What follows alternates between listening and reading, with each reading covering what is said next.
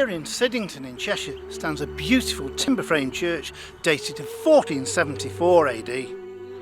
Built as a chapel of ease to Presbury, it even gets a mention in a will dating back to 1337. All Saints was consecrated for prayer in the year 1521, and this year the church celebrates its 500th anniversary.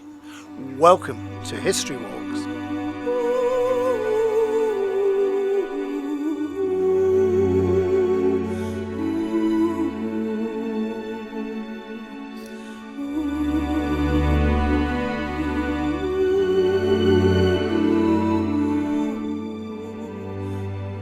As you approach the church for the first time, you could easily be forgiven for thinking it's quite a modern build and painted to look like ancient timbers. The original building was indeed timber and wattle and daub, and much of the building still remains that way today, but here at the front of the church in the 18th century it deteriorated so badly that it was demolished and rebuilt in brick.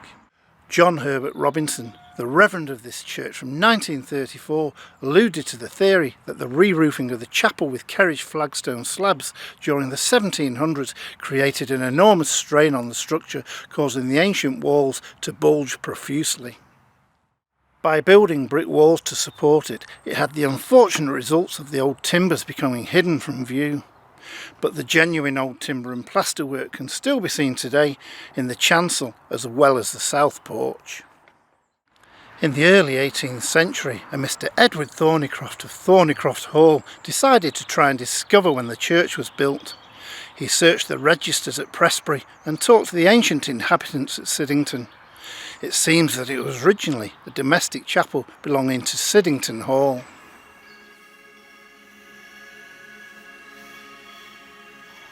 Many churchyards across Cheshire have an ancient yew tree, and All Saints Church here in Siddington is no exception. Behind me stands such a tree, close to the restored 15th century medieval cross.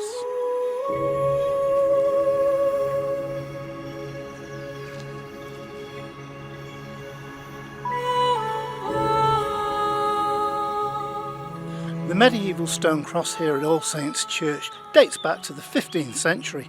However, it was restored in the year 1912.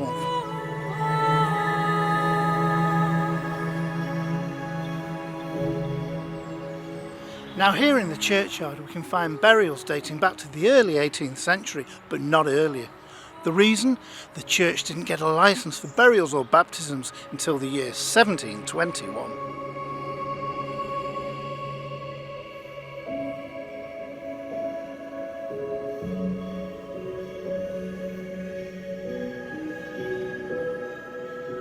It was in 1792 when the church was to suffer at the hand of thieves, when all the silver plate was stolen.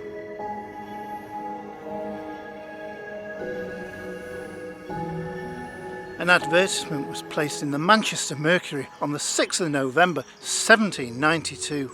It read, "Sacrilege. Whereas sometime on the night of Sunday the 28th of October 1792, or early in the morning of the Monday following, the chapel of Siddington in the parish of Presbury in the county of Chester was broken open. It consisted of one silver quart tankard with the letters IHS engraved thereon, one silver cup and cover, and the cover dated to 1596. Also taken with the surplice and communion tablecloth, 5 shillings in silver and 1/2 penny. Although the silver plate was never recovered, the chest was found, however, in a nearby field, smashed and the contents robbed.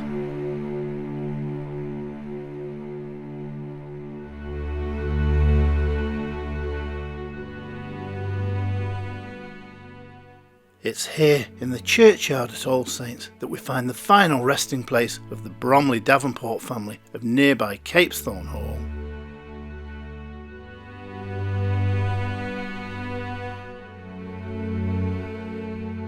Close by we find a grave of 2 First World War pilots, friends of the Bickerton family of nearby Thornycroft Hall, who flew to see the family. Sadly, their plane collided with the flagpole at the hall and they were both killed outright. Whilst outside All Saints Church is beautiful, standing in the stunning Cheshire countryside, it's the inside of the church which attracts so many people to see the beautiful architecture.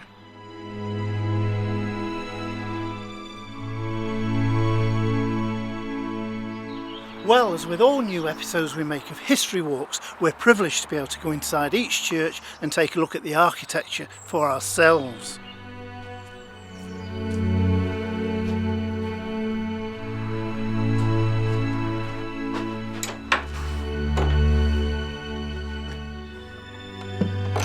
As we enter the church through the south door, if we look to our left, we see at ceiling height the top of one of the carved wooden pillars.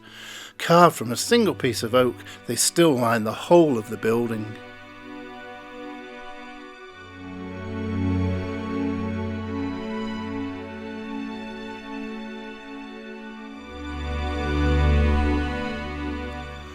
All Saints Church here in Siddington is a fine example of a 15th century timber frame church standing in the beautiful Cheshire countryside.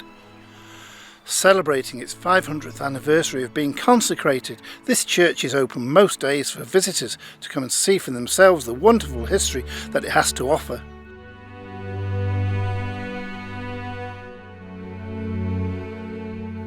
The majority of the church fittings we see today date from the 20th century.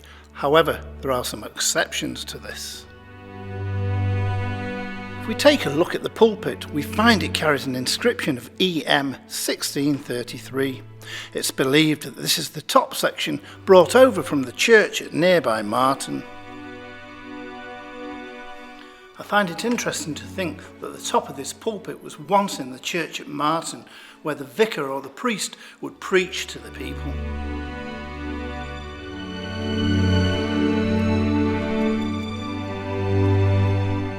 This font that we see here today was installed in 1853. However, it's interesting to note that in 1792, two men from Goresworth were almost excommunicated for interfering with the erection of a font of that date.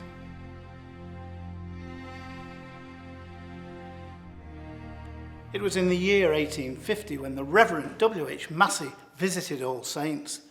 He took one look at the old oak benches, rotten with woodworm, and decided how uncomfortable it must have been for our ancestors. So, no surprise that all the benches were then replaced.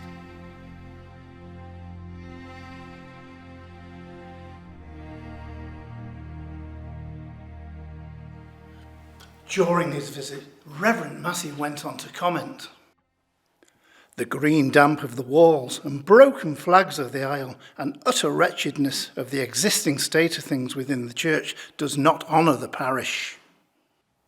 The gallery here at the west end of the church was erected in 1786 by the inhabitants of Siddington. However, it bore a sign for the use of singers only.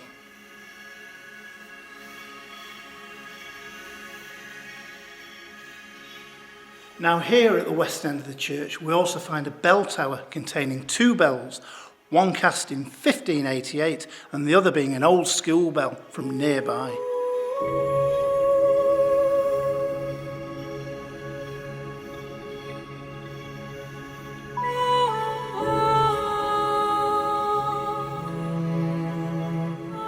Facing the south door as you enter the church, you will see the animal window. This stained glass plaque, made by Paul Taggart, was dedicated in the church in October 2006. It commemorates the famous animal services started by Canon Archie Douglas and held each year in the churchyard for some 30 years. I hope you've enjoyed our virtual tour today of All Saints Church here in Siddington, and I'd like to take this chance to thank the Reverend Ian Arch for his permission to film here.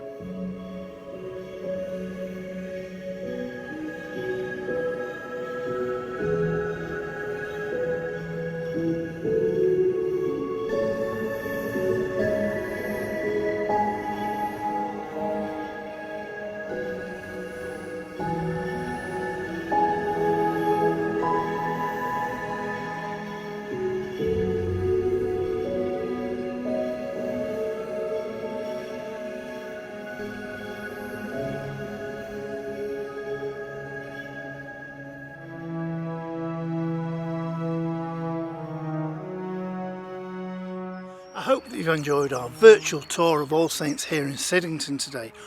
Why not join me again soon as we take another history walk into the past?